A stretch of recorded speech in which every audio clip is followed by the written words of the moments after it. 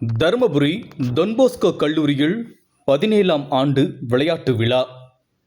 Dharmapuri Don Bosco கல்லூரியில் 17ஆம் ஆண்டு விளையாட்டு விழா இன்று புதன்கிழமை பிற்பகல் 2 மணியளவில் நடைபெற்றது.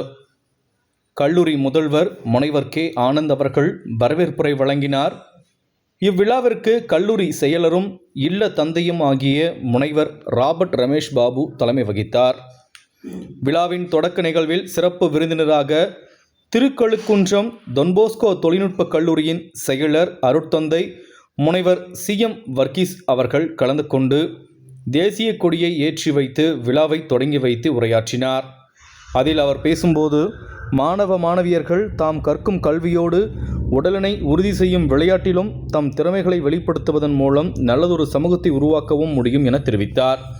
அதைத் தொடர்ந்து பல்வேறு விளையாட்டுப் போட்டிகளில் வெற்றி பெற்ற மாணவர்களுக்கு பரிசுகளை வழங்கினார்.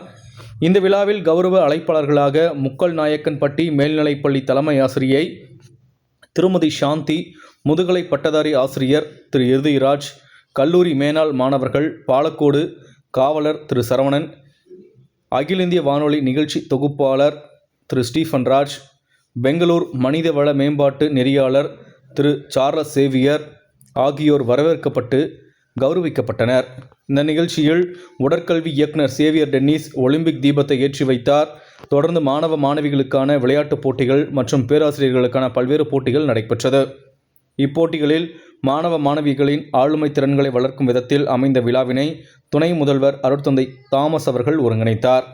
இதில் துணை முதல்வர் அருட்தந்தை கிறிஸ்டோபர் அலெக்சாண்டர், கல்லூரியின் பொருளாளர் அமலவாணன், பேராசிரியர்கள் மற்றும் மாணவ மாணவிகள் என பலரும் கலந்து கொண்டனர். வேதியியல் துறை தலைவர் திருமதி மணிமேகலை தலைமையில் துறை பேராசிரியர்கள் இணைந்து இந்த நிகழ்ச்சிக்கான அனைத்து ஏற்பாடுகளையும் செய்திருந்தது குறிப்பிடத்தக்கது.